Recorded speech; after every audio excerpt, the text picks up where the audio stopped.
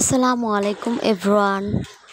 আজকে সকাল সকাল রান্না করতেছিলাম গরুর মাংস। তো দেখলাম যে লবণ দেখার সময় দেখলাম যে রান্নার টেস্টটা এত বেশি বাজে লাগতেছিল।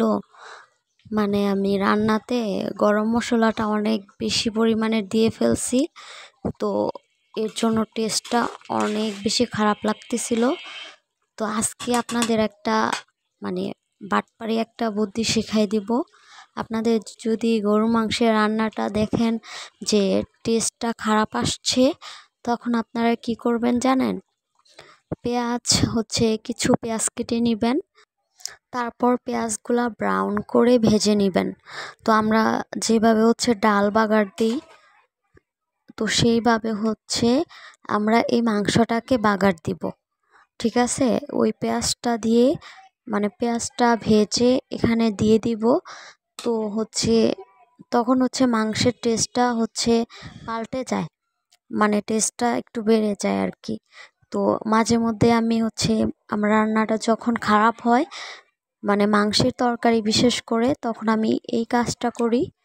তারপর আমি রান্না করে এসে টেস্ট করে দেখতেছিলাম যে এখন টেস্টটা ঠিক আছে কি না।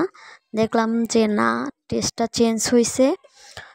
মশলাটা বেশি দেওয়ার কারণে কেমন জানি একটা লাগতেছিল, একদমই ভালো লাগতেছিল না। তো ওইটা একটু চেঞ্জ হয়েছে, রান্নার টেস্টটা ভালো আসছে। তো আমি আবার সলিড মাংসের থেকে তেলের পিসগুলা অনেক বেশি ভাল লাগে আমার। তো তেলের পিসই নামায়া খেয়ে টেস্ট করে দেখতেছিলাম যে টেস্টটা কেমন আসছে। আপনাদের রান্না খারাপ হলেও এটা ট্রাই করে দেখবেন। তারপর এখানে আমি বানাইছি কি মাছ যেন বলে এগুলাকে, বাইল্লা মাছ দিয়ে এখানে আমি বড়া বানাইছি, অনেকগুলা বড়া বানাইছি। তো এগুলো আমি ডিপে ফ্রোজেন করে রাখবো। তো এগুলো আমি সহজে বানাই না, আবার বানাইলে অনেকগুলা বানাই রাখি, তারপর একটা একটা করে ভেজে খাই। এই বড়াগুলো আমার অনেক বেশি ভালো লাগে। তো এটা আমার মায়ের কাছ থেকে শেখা। মাঝে মধ্যে মাছ খেতে খেতে বিরক্ত হয়ে গেলে এটা ট্রাই করলে ভালোই লাগে।